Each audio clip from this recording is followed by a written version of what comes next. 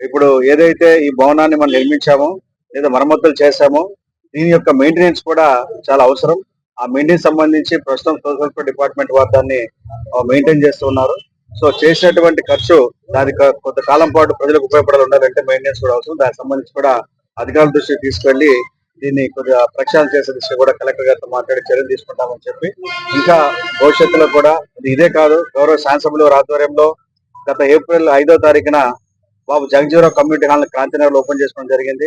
అదేవిధంగా ఏప్రిల్ 14న అదే నెలలో అంబేద్కర్ కమ్యూనిటీ హాల్ ని ఇక్కడ 34th వార్డ్ లో ఓపెన్ చేయడం జరిగింది. అందులో భాగంగా ఈ రోజున ఇక్కడ అంబేద్కర్ భవనం యొక్క మరమ్మతులు చేసి మళ్ళీ ప్రజలకు అందుబాటులో తీసుకొచ్చారు.